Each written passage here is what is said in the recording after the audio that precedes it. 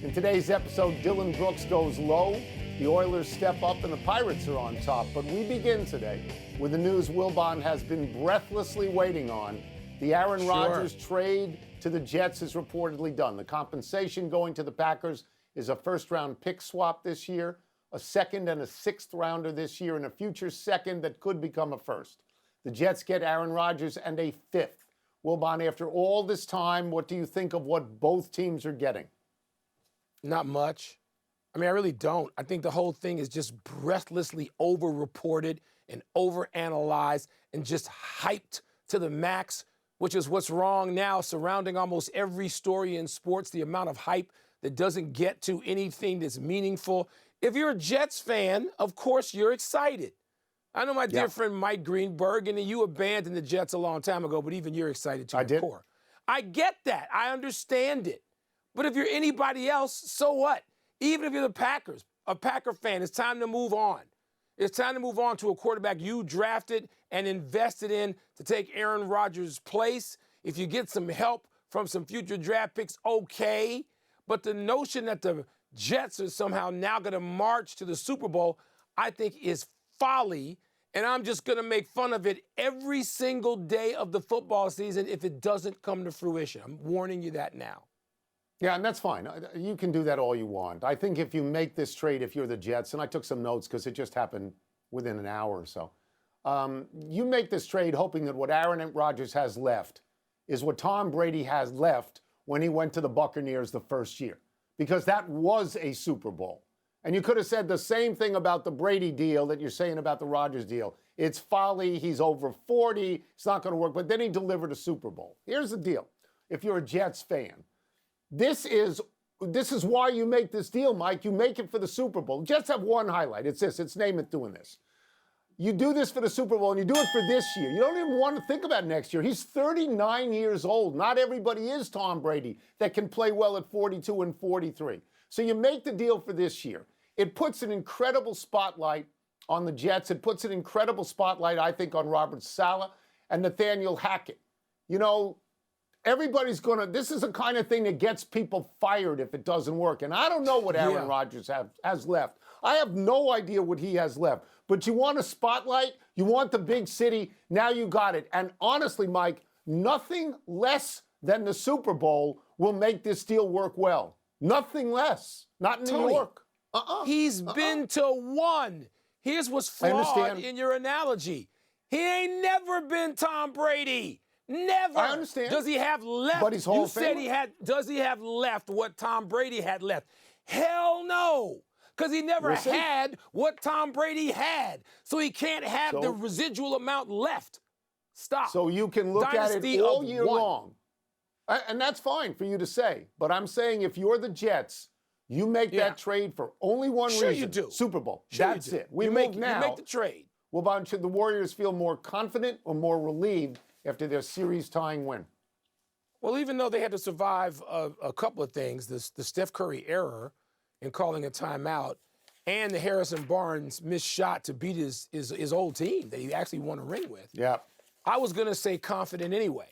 And now we get the news that De'Aaron Fox has a fractured index finger somewhere, a tip, whatever it is. You got to go more so that way because De'Aaron Fox is their best player, Sacramento's best player. First team All-NBA, according to at least one ballot, this one. De'Aaron Fox has been spectacular in this series. He has been Steph Curry's equal in this series, and that's a hard sentence to say. But confident, Tony. I mean, I know they still got to win a game on the road. They're the worst road team in the playoffs, one of the worst playoff road teams ever, the Warriors. And they got to go win game 5 or 7. But, man, when you're talking about games that are this close, razor close, and the first 2 games, Sacramento didn't blow out the Warriors. The Warriors actually blew out the Kings in game 3. The games are so close, a fractured finger, it ain't going to affect that he's out there, but can affect the performance. So confident every bit the Warriors, the champions, should feel. Okay. It's on his shooting hand. It may affect whether he's out there. It's on his shooting hand. He'll be out there. Okay, I'm just saying he's playing. It's on his shooting hand. Yeah. I think the Warriors, here's where you and I disagree. I think the Warriors are extremely fortunate to have won the last 2 games that they won. I know all about the heart of a champion, and I respect the Warriors tremendously. I did not think they would win a game without Draymond Green. I did not. I thought they'd lose that game. And they put themselves in a position to lose yesterday. Steph Curry is the smartest guy in the league. He is. He's the smartest guy in the league. And he pulled a Chris Webber. He didn't have any timeouts. So then Sacramento closes to 1, I believe. And then when the Warriors get the ball back, Steph Curry, and if I'm not mistaken on the time, he goes into the lane for a floater that he makes 90% of the time, and he missed it. 10 or 11 seconds left on the clock and only 12 in the game. So he gives Sacramento the ball and time, and they get a good look. Mike, the word I would use is escape. I don't know about being confident. I think they escaped 2 losses, and they are 11-37 on the road. So you got to show up. I can't feel confident in them until they show me they can win on the road. Let me just ask you this one quick question. Do you think now, having escaped, I'll agree with you on escape. You can get great confidence from escape when you escape with your playoff life. Do you think the Warriors are going to lose both games 5 and 7? Both? Well, they lost 1 and 2, Mike. They lost 1 and 2 because they're on the road. I'm rooting for them. They're going to lose 5 and 7? No, you don't think that. No, you don't, because you love the champs. I'm rooting for them. I know you do. I'm rooting for them without confidence, though. I know.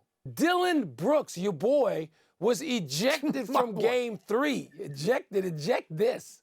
But will not be suspended for a shot to LeBron's nether region.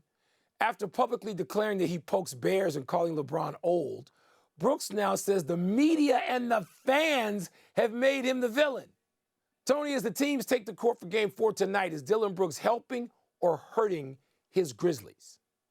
I'm glad Dillon Brooks is my boy now. I appreciate that very much. Yeah. Since he began opening his yap, the Grizzlies are 0-1.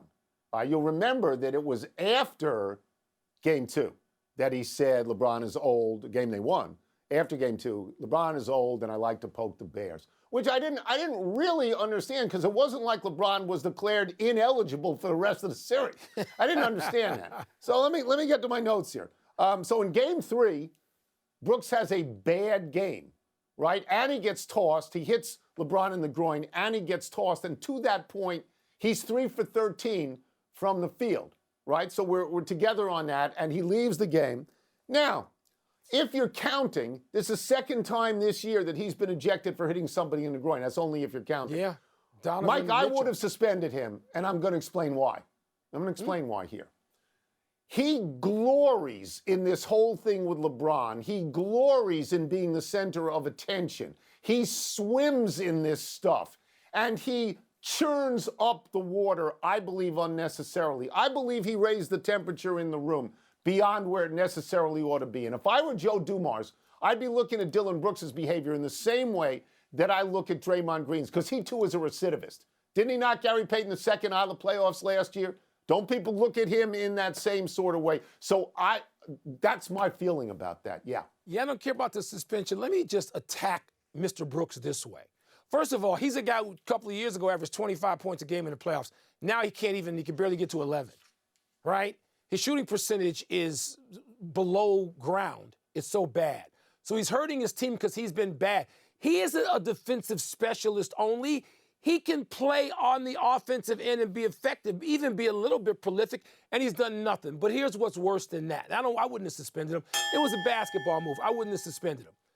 Here's what's worse than that. There's nothing lamer and softer and more gutless than running your mouth and then blaming other people because you are too scared to stand by your words. That's a gutless act. I didn't think Dillon Brooks was gutless, but he appears to be, particularly when he puts on the big stupid glasses. Don't run your mouth. You can't even do this on any playground in America, not the ones I grew up on. You run your mouth, you stand by your words, or you are a chump. And right now, Dillon Brooks looks like a chump. That's what he is. And LeBron James and the Lakers ought to take care of him and them. Although Ja being back and able to score 40 changes that whole thing, Dillon Brooks, you can't stand by your words? You're scared to stand by your words, please. Happy trails to Game 5 for Dejounte Murray. The NBA has suspended the Atlanta Hawks. Dejounte Murray for this bump of referee get a menace petritis as Murray was walking off the court following Atlanta's home loss to Boston yesterday. Murray made contact, then turned back and yelled. Teammates hustled him off the court. The Hawks did not make Murray available after the game, in which he scored 23 points and he had 9 rebounds and 6 assists. Now down 3-1 in the series, the Hawks will play Game 5 in Boston tomorrow night without their second leading scorer. When you turn back and yell, it speaks to a certain intent. And there's no way the league can let that go. The Celtics are going to win that game by 30 anyway in Boston, with or without Dejounte Murray or Dominique Wilkins or Pete Maravich. The Celtics are going to crush them. You have to protect the physical safety of your officials. You know, you go out and you fine guys $30,000 for naming officials and cursing at them at their own press conferences. So it makes it seem like you don't care about officials. But if an official gets touched, Mike, that guy's got to go. Have to. Have to. Right? And that's a gots-to-go situation. Big finish. Here we go. The Wolves, you think are stupid, lost a 12-point lead in the last 3 minutes, but still beat the Nuggets in overtime. You've got to be impressed with Minnesota. I'm impressed as always, almost always, with Anthony Edwards, who had 34. But they gave up. They went like 0-13 points down the stretch to let Denver into overtime. The Knicks lead the Cavaliers 3-1. Are you getting the feels, whatever that is? My arm hurts. I got another COVID booster yesterday. I don't know if that's the feels or not, but I'm happy for the Knicks. I thought Cleveland would take them out. I did. The Sixers swept the Nets. How are you going to remember Brooklyn's season this year, huh? For the soap opera that we all know it was. I mean, it's unbelievable that they even made it to the playoffs. Kudos to the people still left there. The Bruins won both games in Florida, lead that series 3-1. That's a big deal, right? I think it is, because after game 2, where they lost at home 6-3, everybody sort of panicked and wondered, were the Bruins going to go out like other President's Trophy teams? It's a big deal. Last one. Maple Leafs and Lightning, game 4 tonight. Who you got?